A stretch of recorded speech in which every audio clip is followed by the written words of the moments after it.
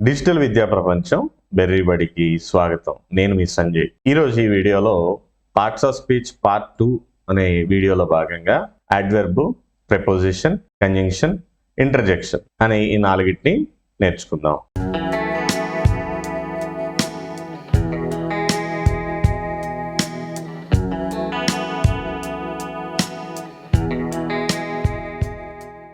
దీనికి మునుపు వీడియోలో మనం అంటే డే 3 వీడియోలో మనం ఈ పార్ట్స్ ఆఫ్ స్పీచ్ పార్ట్ 1లో భాగంగా మనం నౌను, అలాగే ప్రొనౌను, అడ్జెక్టివ్, అలాగే వెర్బ్ అనే 4 పార్ట్స్ ఆఫ్ స్పీచ్ ని మనం క్లియర్ గా నేర్చుకున్నాం. దానిలో భాగంగా వెర్బ్ ని ఒకసారి మరలా గుర్తు చేస్తాను, ఎందుకంటే ఇప్పుడు అడ్వర్బ్ గురించి నేర్చుకోబోతున్నాం కాబట్టి.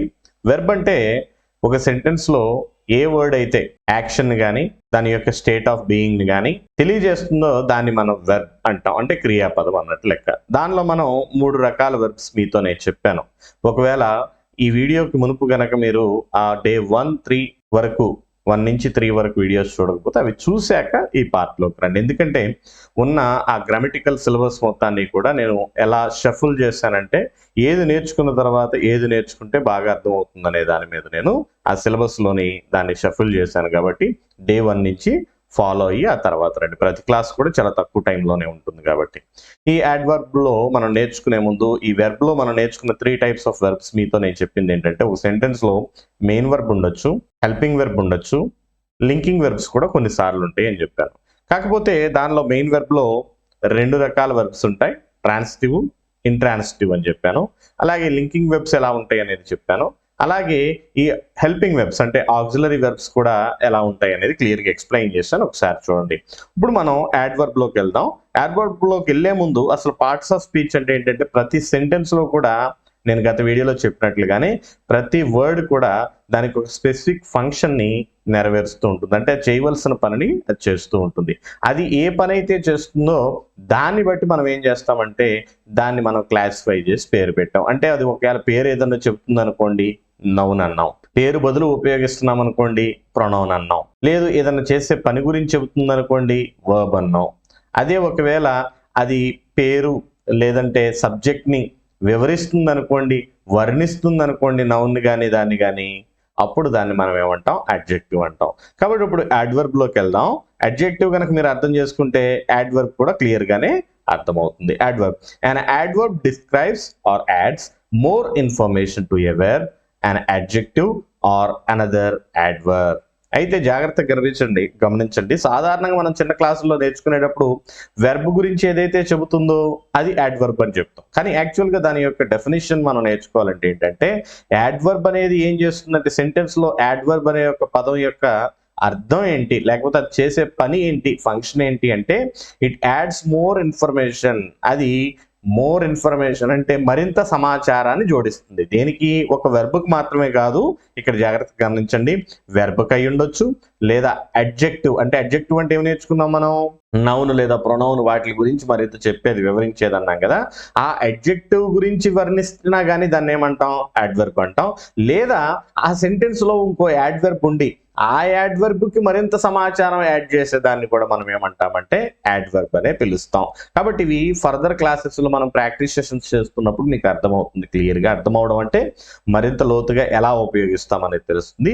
ఇప్పుడు మనం తెలుసుకోవాల్సింది ఏంటంటే, an adverb is a word which describes or adds more information to a verb, లేదా an adjective, లేదా అనదర్ అడ్వర్బ్. ఆ సెంటెన్స్ లో ఉండే ఇట్ ఆన్సర్స్, అది ఆన్సర్ చేస్తుంది. అడ్వర్బ్ ఏమని ఆన్సర్ చేస్తుంది? హౌ ఎలా, వేర్ ఎక్కడ, వెన్ ఎప్పుడు, హౌ ఆఫెన్ ఎంత తరచుగా, హౌ మచ్ ఎంత, ఇలాంటి వాటిలన్నిటికీ ఆన్సర్ చేస్తూ ఉంటుంది ఈ సెంటెన్స్ లో ఏంటిదంటే అడ్వర్బ్. కాబట్టి ఇప్పుడు నేను చెప్పాను కదా ఈ 5 పదాలు, ఈ 5 పదాలు గనక మనం క్వశ్చన్ వేసుకుంటే, ఒక సెంటెన్స్ ఉంది దానిలో మనం అడ్వర్బ్ అనేది ఐడెంటిఫై చేసేసాం అనుకోండి. ఎలా ఐడెంటిఫై చేస్తాం?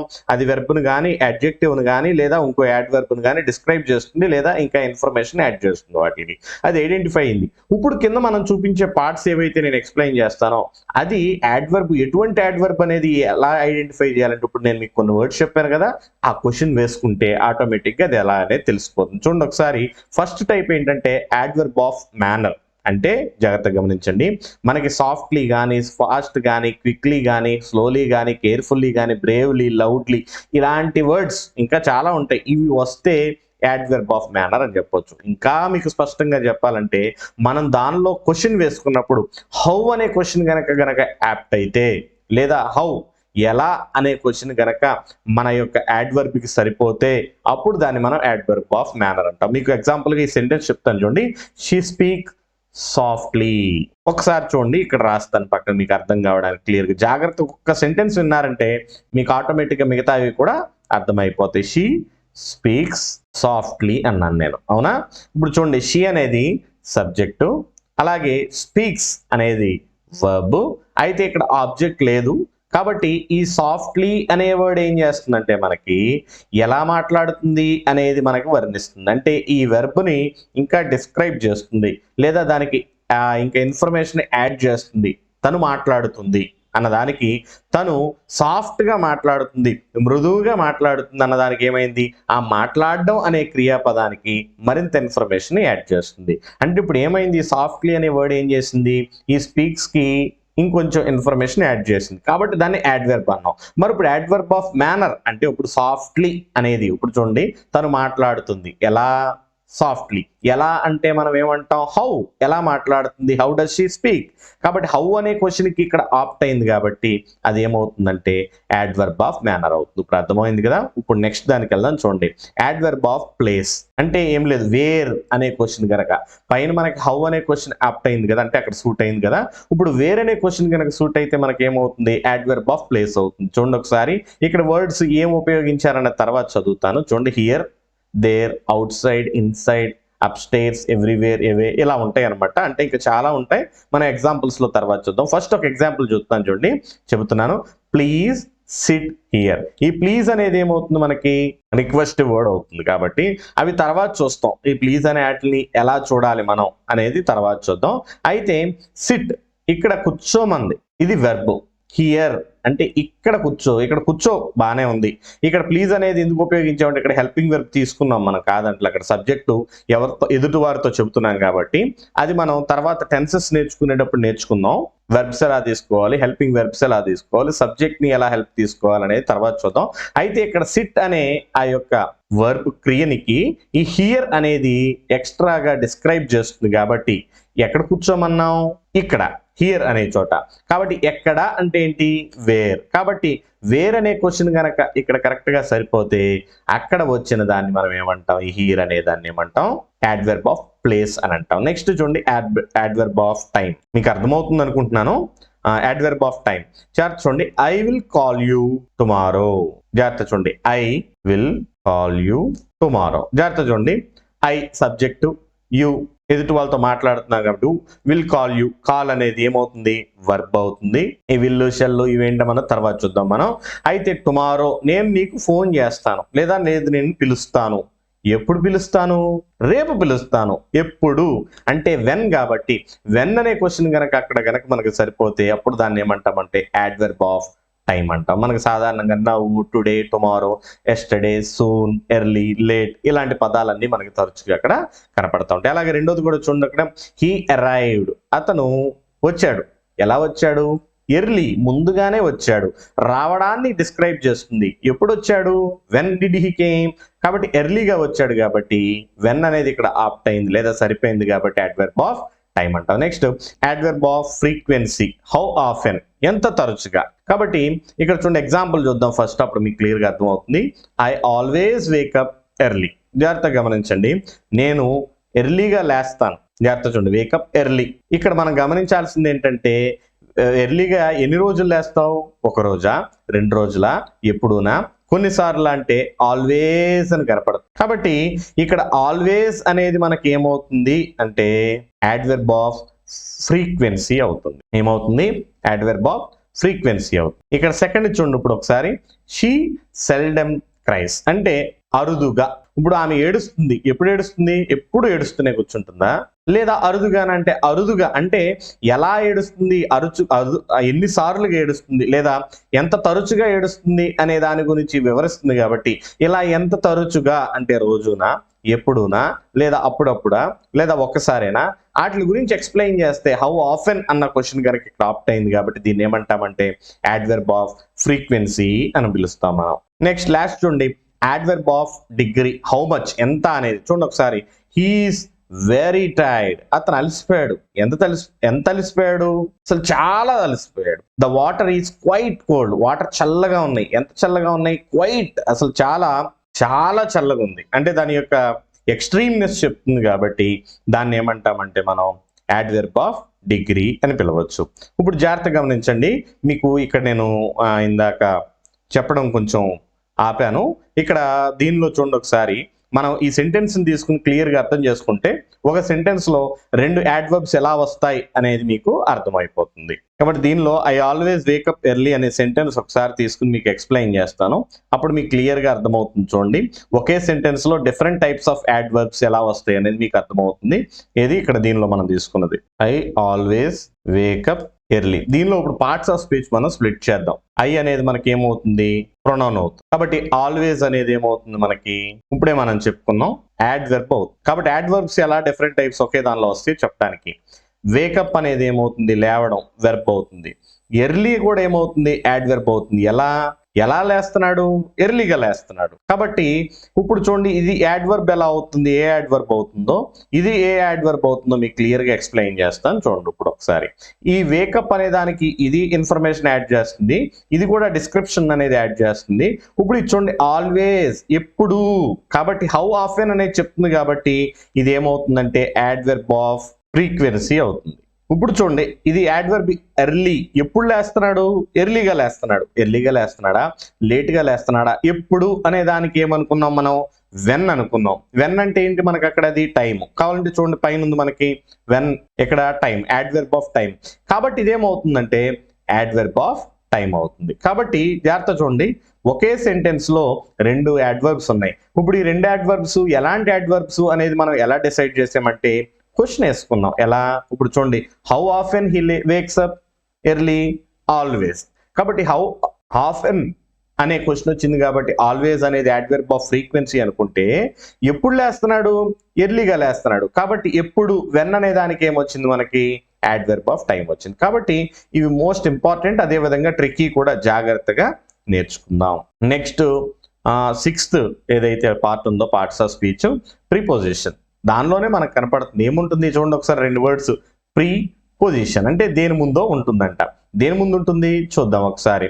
ఏ preposition is placed before a noun or pronoun to show its relationship. అయితే నౌన్కు ముందు కానీ ప్రొనౌన్ ముందుకు కానీ ఉంటూ ఏం చేస్తుందంటే దాని రిలేషన్షిప్ని చెప్పడానికి ట్రై చేసేదాన్ని మనం ఏమంటామంటే ప్రిపోజిషన్ అని పిలుస్తాం. ప్రపోజిషన్ అని పిలుస్తూ ఉంటాం కదా, అదే ఇది. కాబట్టి పొజిషన్ని కానీ, డైరెక్షన్ని కానీ, టైంని కానీ with other words in the sentence తో లింక్ చేస్తూ దానికి ఒక రిలేషన్షిప్ చెప్తే దాన్ని ఏమంటామంటే మనం ప్రిపోజిషన్ అంటాం. ఈ ప్రిపోజిషన్ లో మనకి టైప్స్ ఇప్పుడు మనకు కనపడతాయి, 3 టైప్స్ చూడండి. ప్రపోజిషన్ ఆఫ్ ప్లేస్, అలాగే ప్రపోజిషన్ ఆఫ్ డైరెక్షన్, అలాగే ప్రపోజిషన్ ఆఫ్ టైం. జాగ్రత్త చూడండి, ఇప్పుడు ఆ ప్లేస్ నే పైన మనం పొజిషన్ అని చెప్పుకున్నాం కదా. ఇప్పుడు చూడండి ఎగ్జాంపుల్ చూడండి, ఇక్కడ the book is on the table. మరలా చెప్తున్నాను చూడండి, the book is on the table. Table మీద ఉంది. ఇప్పుడు చూడండి ఒకసారి, ఈ బుక్ ఏమైందంటే టేబుల్ మీద ఉంది. టేబుల్లో ఉందా, టేబుల్ మీద ఉందా, లేదా టేబుల్ క్రింద ఉందా అనేది ఎక్స్ప్లెయిన్ చేస్తుంది. అంటే దాని యొక్క ప్లేస్ గురించి చెప్తుంది. కాబట్టి ఈ ఆన్ అనేది ఏమవుతుందంటే ప్రపోజిషన్ ఆఫ్ ప్లేస్, అది ఎక్కడుందో చెప్తుంది మనకి. నెక్స్ట్ చూడండి, ఈ లివ్స్ ఇన్ హైదరాబాద్, హైదరాబాద్ లో ఉంటాడు. కాబట్టి ఇన్ అనేది ప్రపోజిషన్ ఆఫ్ ప్లేస్ అవుతుంది. ఈజీ ఇది. ప్రపోజిషన్ ఆఫ్ డైరెక్షన్ చూడండి ఒకసారి, ద క్యాట్ ర్యాన్, ఆ పిల్లి పరిగెత్తింది, టువర్డ్స్ ద డోర్, డోర్ వైపుగా పరిగెత్తింది. కాబట్టి ఇక్కడ క్యాట్ అనే ఈ యొక్క నౌన్ పరిగెత్తడం ఎలా పరిగెట్టిందంటే డోర్ వైపుగా పరిగెట్టింది. కాబట్టి టువర్డ్స్ అనేది ప్రపోజిషన్ ఆఫ్ డైరెక్షన్, అది ఎటువైపు అనేది చెప్తుంది. He walked across the bridge, ఆ బ్రిడ్జ్ మీదుగా. కాబట్టి అక్రాస్ అనేది ఏమవుతుంది అక్కడ ప్రిపోజిషన్ ఆఫ్ డైరెక్షన్. అలాగే preposition of time, the school starts at 9 AM. ఇక్కడ ఎట్ అనేది ఎప్పుడు ప్రారంభిస్తుంది, టైం చెప్తుంది. కాబట్టి మన ప్రిపోజిషన్ ఆఫ్ టైం ఎట్ అవుతుంది. We play in the morning, ఇక్కడ ఇన్ అనేది ఏమవుతుందంటే ఈ మార్నింగ్ టైం గురించి చెప్తుంది. కాబట్టి మనకి ప్రిపోజిషన్ ఆఫ్ టైం అవుతుంది. కాబట్టి ఇది చాలా ఈజీ. 3 రకాల preposition of place, preposition of direction, preposition of time. అయితే ప్లేస్ చెప్తే ప్రపోజిషన్ ఆఫ్ ప్లేస్, డైరెక్షన్ చెప్తే ప్రపోజిషన్ ఆఫ్ డైరెక్షన్, టైం గురించి చెప్తుంటే ప్రపోజిషన్. కాకపోతే అక్కడ ఏం చేయాలంటే అది దాని గురించి ఎక్స్ప్లెయిన్ చేయదు. నౌన్ కానీ ప్రొనౌన్ కానీ ముందు వస్తూ ఏం చేస్తుందంటే అది మిగతా సెంటెన్స్ తో దాని యొక్క రిలేషన్ ని జాయిన్ చేస్తుంది. ఇప్పుడు చూడండి, ఇక్కడ మీకు ఎగ్జాంపుల్, ద బుక్ ఉంది, ది టేబుల్ ఉంది. ఈ రెండింటిని విడివిడిగా చదివితే the book is the table అన్నాం అనుకో, బుక్కే టేబుల్ అన్నట్టు లెక్క. ఇప్పుడు ఏం చేస్తుంది, దీని రిలేషన్షిప్ ని ఇక్కడ మనకు క్లియర్ గా చెప్పింది. ఏమంటే బుక్ ఉంది, టేబుల్ ఉంది. కాబట్టి ఆ బుక్ ఎలా ఉందంటే ఈ టేబుల్ మీద ఉంది అని. ఈ టేబుల్ అనే ఏదైతే నౌన్ ఉందో దానికి ముందు ప్లేస్ అయింది కాబట్టి దీన్ని ప్రపోజిషన్ అంటాం. వాటిలో ఏ రకమైన ప్రపోజిషన్ అనేది మనమే డిసైడ్ అవ్వాల్సి ఉంటుంది. నెక్స్ట్ కంజంక్షన్ చూద్దాం, చాలా easy. A conjunction connects words, phrases or clauses in a sentence. phrases అంటే ఏంటి, clauses అంటే ఏంటి అనేది ఫర్దర్ క్లాస్ లో చూద్దాం. ఆల్రెడీ ముందు క్లాసులో నేను చెప్పినప్పుడు కొంచెం అర్థం అవడానికి క్లాజ్ అంటే ఏంటో చెప్పాను, కానీ క్లియర్ ఎక్స్ప్లెనేషన్ ఫర్దర్ క్లాసెస్ లో చూద్దాం. అయితే కంజంక్షన్ అంటే ఒక సెంటెన్స్ లో వర్డ్స్ ని కానీ, ఫ్రేజెస్ ని కానీ, క్లాజెస్ ని కానీ కనెక్ట్ చేయడానికి ఉపయోగించే వర్డ్ ని మనం కంజంక్షన్ అంటాం. ఆ కంజంక్షన్ రెండు రకాలు, కోఆర్డినేటింగ్ కంజంక్షన్ అలాగే సబార్డినేటింగ్ కంజంక్షన్స్ అంటాం. అంటే కోఆర్డినేటింగ్ కంజంక్షన్ అంటే ఏంటంటే ఈక్వల్ పార్ట్స్ ని జాయిన్ చేయడం. అలాగే సబార్డినేటింగ్ కంజంక్షన్స్ అంటే డిపెండెంట్ పార్ట్స్ ని జాయిన్ చేయడం. మీకు అర్థం కావడానికి చూడండి, I like coffee and tea.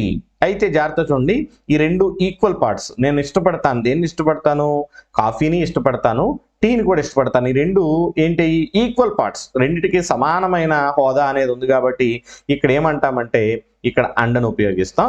ఈ అండను మనం కోఆర్డినేటింగ్ కంజంక్షన్ అంటాం. అలాగే ఈ worked hard but he fail. అతను బాగా హార్డ్ వర్క్ చేశాడు కానీ ఫెయిల్ అయిపోయాడు. కాబట్టి హార్డ్ వర్క్ చేయడం, ఫెయిల్ అవడం రెండిటికి కూడా సమానమైన హోదా అనే సెంటెన్స్ లో ఉంది కాబట్టి ఈక్వల్ పార్ట్స్ కాబట్టి బట్ అనేది ఇక్కడ ఏమవుతుందంటే కోఆర్డినేటింగ్ కంజంక్షన్ అవుతుంది. ఇప్పుడు డిపెండెంట్ పార్ట్స్ అంటే ఏంటో చూడండి. I stayed home because it was raining. మీకు అర్థం కావడానికి చెప్తున్నాను చూడండి. నేను ఇంటి దగ్గర ఉన్నాను, ఇట్ వాజ్ రైనింగ్. నేను ఇంటి దగ్గర ఉన్నాను, వర్షం పడుతుంది. నువ్వు ఇంటి దగ్గర ఎందుకున్నావు, వర్షం పడుతుంది కాబట్టి. అర్థమవుతుందా నేను చెప్పేది? ఇంటి దగ్గర ఉండిపోయాం, ఎందుకు ఉండిపోయాం, వర్షం పడుతుంది కాబట్టి ఈ యొక్క ఇట్ వాజ్ రైనింగ్ మీద ఇది డిపెండ్ అయింది.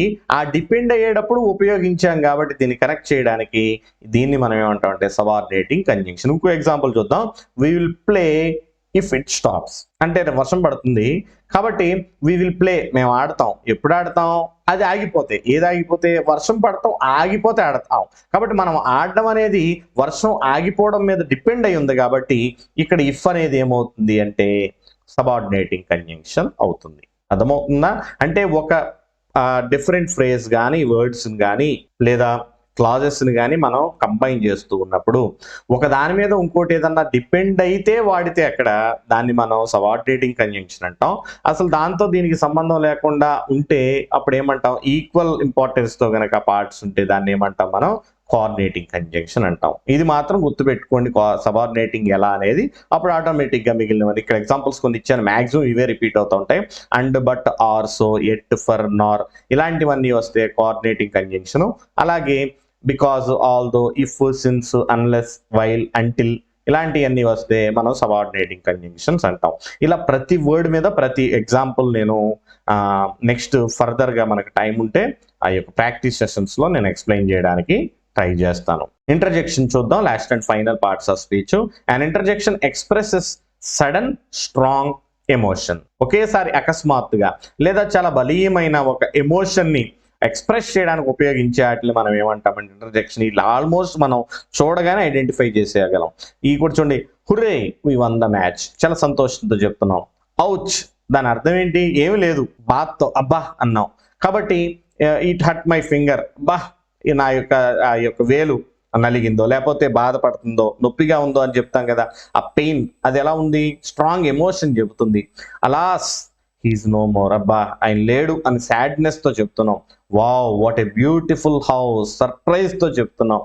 హుష్ ద బేబీ ఈ స్లీపింగ్, ఏ అరవకండి అని చెప్తాం కదా. అలా చెప్పేటప్పుడు అటెన్షన్ జాగ్రత్తగా గమనించమని చెప్తున్నాం. అంటే ఒక సడన్ గా లేదా స్ట్రాంగ్ ఎమోషన్ ని మనం క్యారీ చేయడానికి, ఎగ్జిబిట్ చేయడానికి లేదా కన్వే చేయడానికి ఉపయోగించే పదాలన్నీ కూడా ఎలా ఉంటాయి అంటే వాటిని మనం ఇంటర్జెక్షన్స్ అంటాం. అవి ఏదైనా రెండింటిని కలుపుతున్నాయా, లేదా దేని గురించి అన్న ఎక్స్ప్లెయిన్ చేస్తున్నాయా, లేదా దేని నన్ను వివరిస్తున్నాయా, డిస్క్రైబ్ చేస్తున్నాయా అంటే ఇక్కడ ఒకటే కనపడుతుంది. ఆ పదాలు ఉపయోగించేస్తాం. ఎలా ఉపయోగిస్తామంటే స్ట్రాంగ్ లేదా సడన్ ఎమోషన్తో ఉపయోగిస్తాం. వాటికి అర్థం చూడడం, ఆ ఎమోషన్ క్యారీ అవ్వడం చూస్తాం. కాబట్టి అలాంటి వాటిని మనం ఏమంటామంటే ఇంటర్జెక్షన్ అని పిలుస్తాం. ఇక్కడతో మనకి పార్ట్స్ ఆఫ్ స్పీచ్ అనేది కంప్లీట్ అయిపోయింది. ఈ వీడియో మీకు నచ్చింది అనుకుంటున్నాను. మీకు కనుక ఉపయోగపడితే వీడియోని లైక్ చేసి ఛానల్ సబ్స్క్రైబ్ చేసుకుని పక్కనే ఉన్న బెల్ ఐకాన్ని క్లిక్ చేస్తే ఫర్దర్గా అప్లోడ్ చేసే వీడియోస్ అనేది మీకు వెంటనే నోటిఫై అవుతాయి. కాబట్టి మన నెక్స్ట్ డే 5 వీడియోలో మరలా కలుసుకుందాం. Till then take care. Bye by.